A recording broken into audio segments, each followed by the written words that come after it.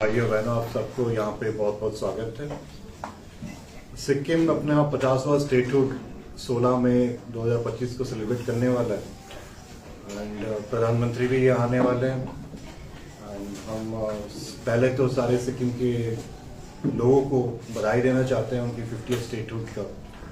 And ये भी याद दिलाना चाहते हैं कि इंदिरा गांधी एंड कांग्रेस सरकार थी जो सिक्किम को स्टेटहुड देने का काम भी किया था। कांग्रेस का ये योगदान था।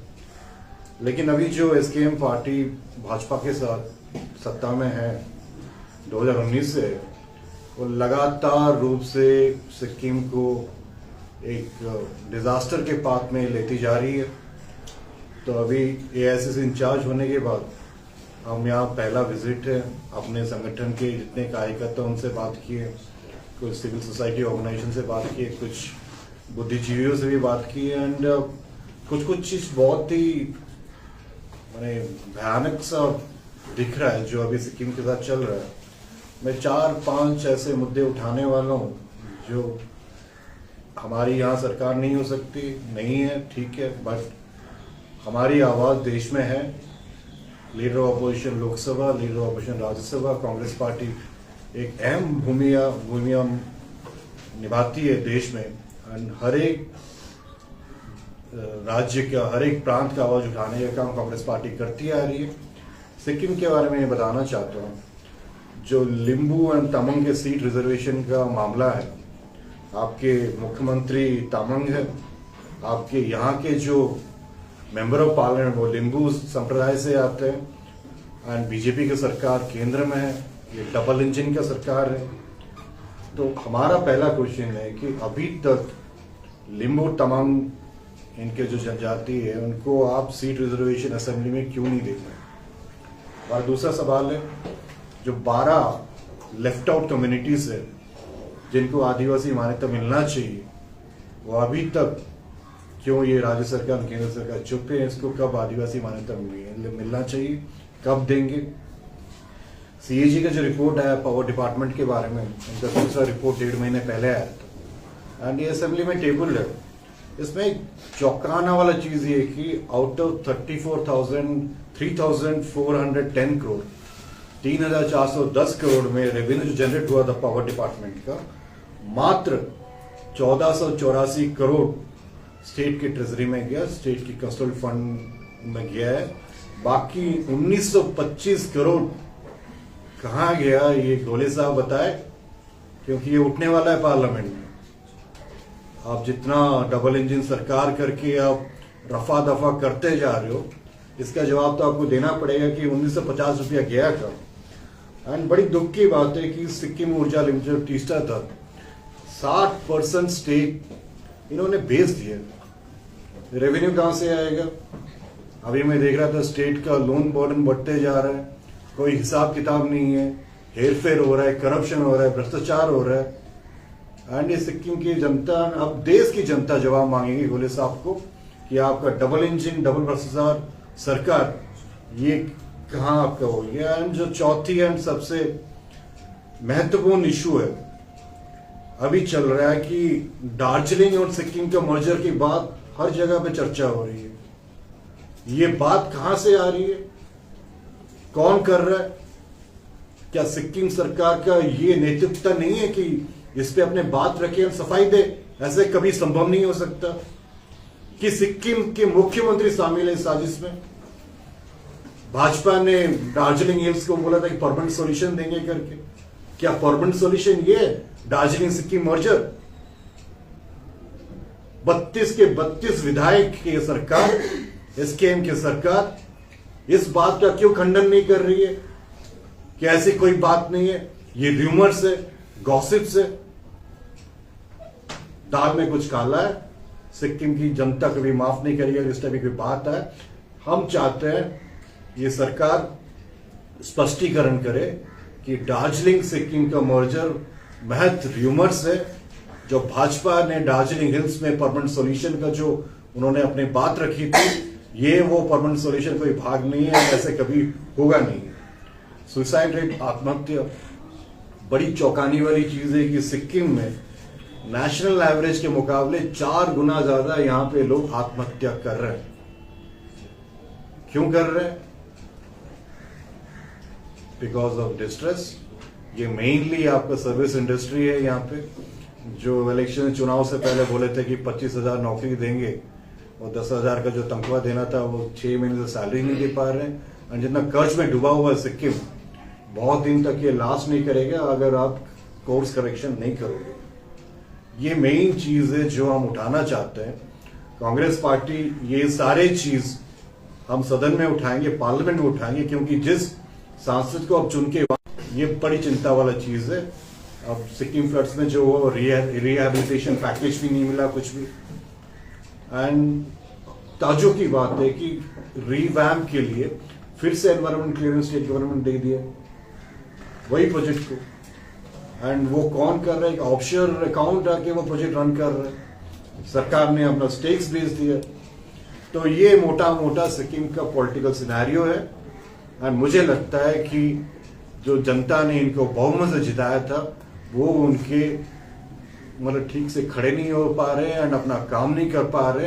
एंड इसका जो परिणाम होगा वो बहुत ही भयानक होगा सिक्किम के जनसाधारण को, यहाँ के युवाओं को, यहाँ के माताओं को। तो यही बोल के मैं अपना बात को यही विराम रखता हूँ।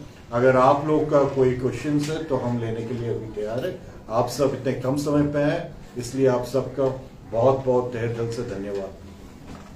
इसमें जो बातें आपने रखी है, इसमें विशेषकर पॉलिटिकल जो डिमांड है कि लिंगो तामांग का सीट का इशू हो और ट्राइबल का जो इशू हो, इसमें लिंगो तामांग का बात करें तो 2002 में उन लोगों को लिंगो ट्राइबल स्टेटस मिलने के बाद 4 to 14 आप लोगों की गवर्नमेंट थी सेंट्रल में, और तब यहाँ की जो गवर्नमेंट थी वो यूपीए की पार्टनर थी और 2006 में यह डिलिमिटेशन हुआ था।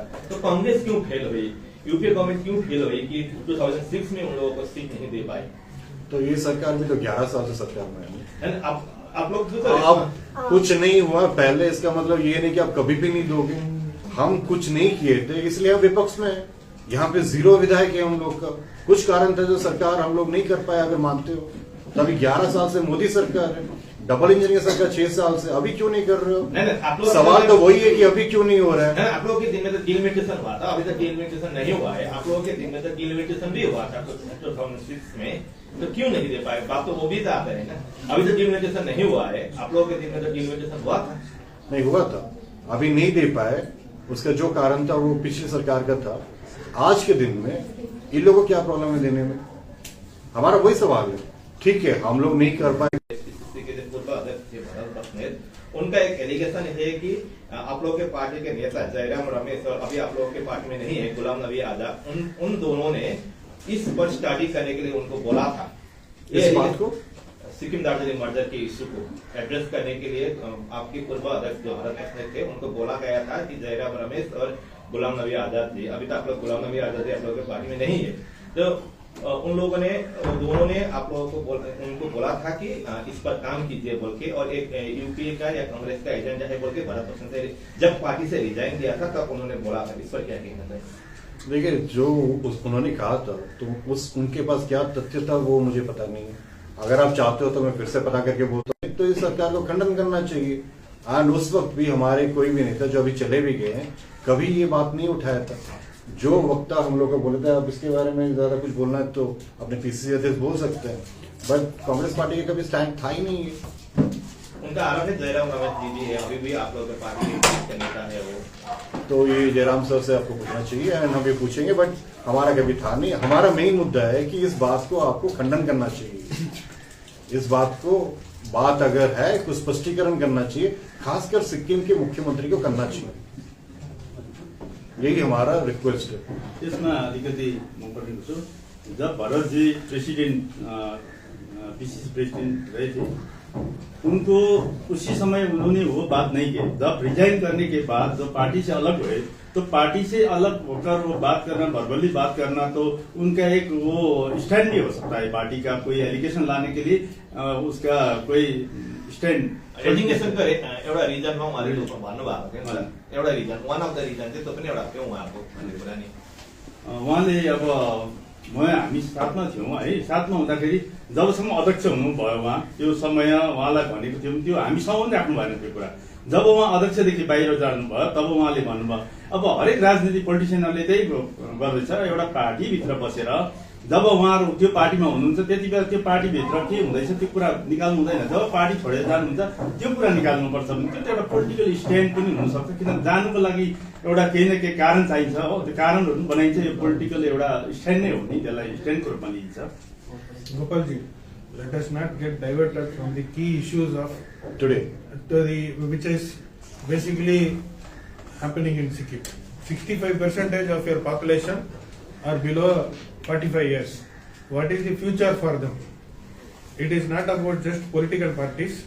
The idea of forming the state was भी हम बेरोजगारी की बात करते हैं, पार्लियामेंट की बात करते हैं, इट्स वेरी इंपॉर्टेंट। हम बेरोजगारी की बात करते हैं, महंगाई की बात करते हैं, ये लोग ऑरेंज इवन पावर की बात करते हैं।